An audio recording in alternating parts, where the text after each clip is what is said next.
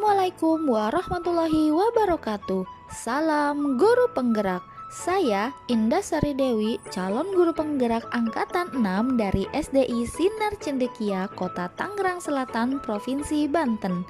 Di video kali ini, saya akan membuat jurnal refleksi dwi mingguan pada modul 2.1, yaitu tentang pembelajaran berdiferensiasi.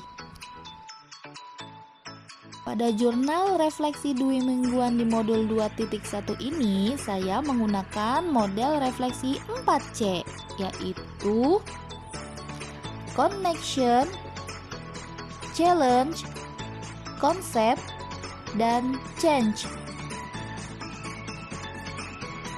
Yang pertama, connection.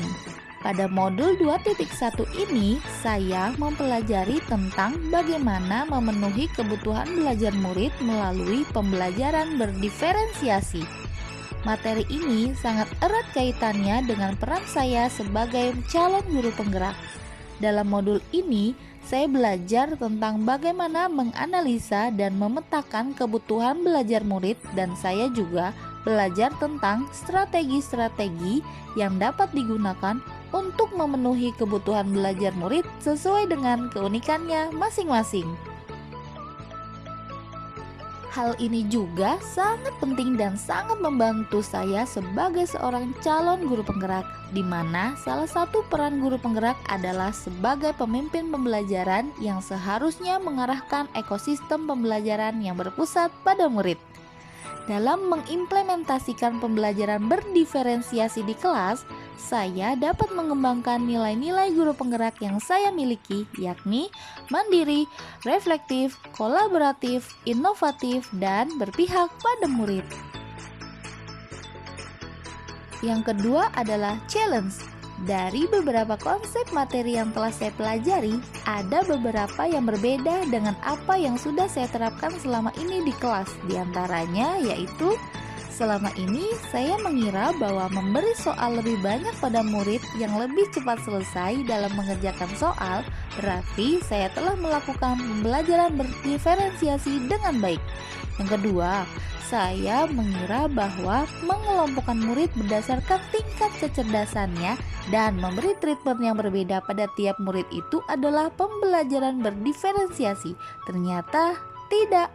Yang ketiga, saya mengira bahwa melakukan pembelajaran berdiferensiasi berarti saya harus menyiapkan beberapa rencana pembelajaran untuk memenuhi kebutuhan belajar pada masing-masing murid, dan ternyata itu juga tidak.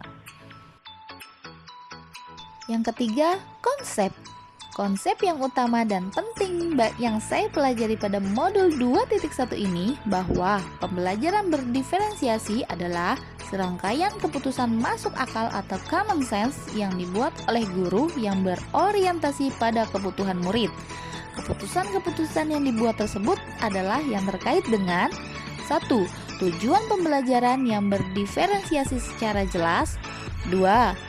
Guru merespon kebutuhan belajar muridnya dengan strategi diferensiasi konten, proses, dan produk. Ketiga, menciptakan lingkungan belajar yang mengundang murid untuk belajar. Keempat, manajemen kelas yang efektif. Dan yang kelima, penilaian yang berkelanjutan. Yang terakhir adalah change. Setelah mempelajari modul 2.1 ini, saya merefleksikan diri saya, ternyata saya belum sepenuhnya menjalankan pembelajaran berdiferensiasi di kelas.